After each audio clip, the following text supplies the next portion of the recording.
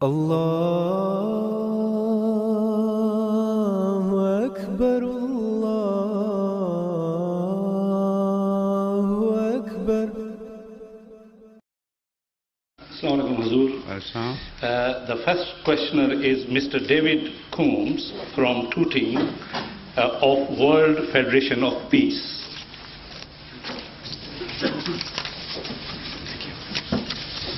My greetings to you. How do you do?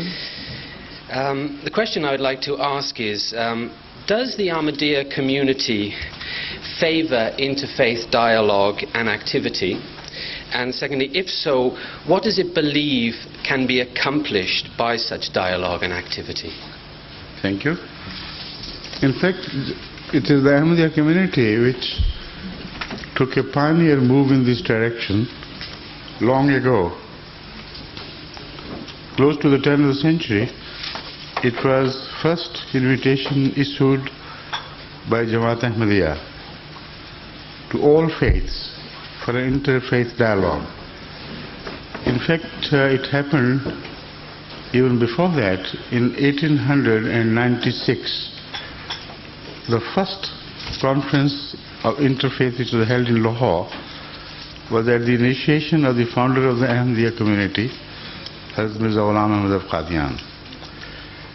And the conditions laid down for this participation were very fair, and a new chapter was in fact opened in this direction. Every speaker representing any faith was required to speak on behalf of his scriptures, should not attribute things from himself, and whatever he wants to say should be in praise of his faith, not in critical appreciation of others' faiths. He should say whatever he may please, but with an open mind and always with a reference to his own basic scriptures, and bring to light the good points so that others may understand from the mouth of those who believe in something, or what value they have in their mind and what role it can play in the world peace and so on. This was taken up later on by the second head of the Ahmadiyya community, who also happened to be my late father. He started a new series of interfaith talks. We called it Jalsa-e Mazahib.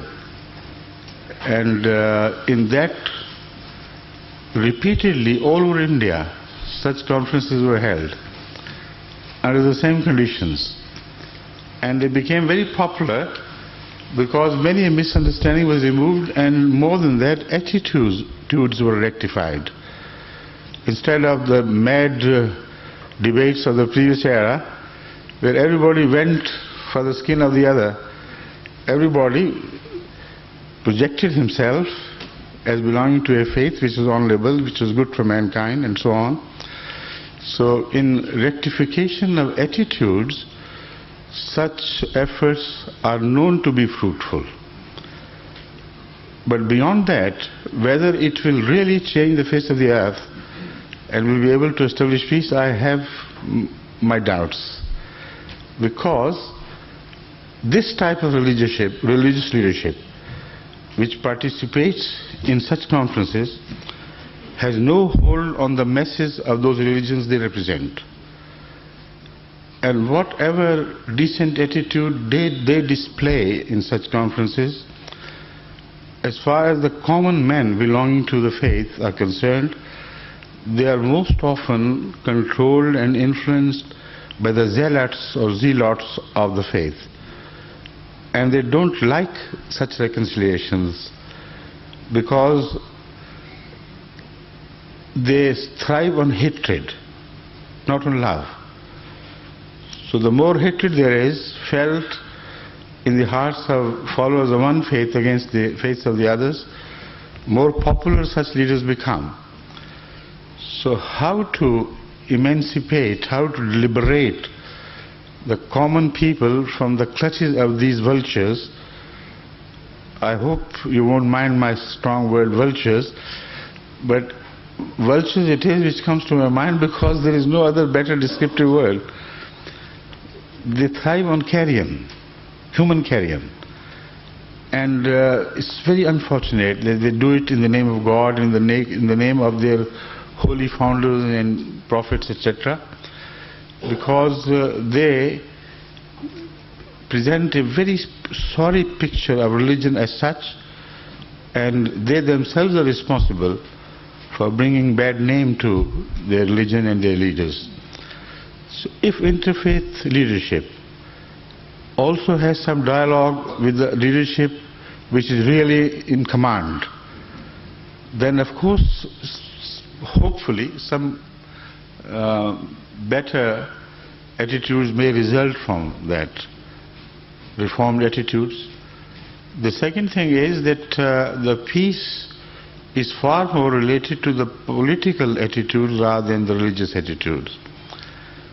More often than not, it is religion which is exploited by politicians. And wherever religion has been found to play any negative role in the world affairs, it has never been able to do it without politics. First they command sources of power at the political level, then they play havoc with the peace of the world. So what to do about them? This requires much more than just some dialogues held at the level that you're talking about, in some peaceful atmosphere like this hall, etc. Because these things do not make a dent upon the political thinking at all. So it is at best an academic luxury. Yet it is enjoyable to talk good and listen good is very good. Thank you.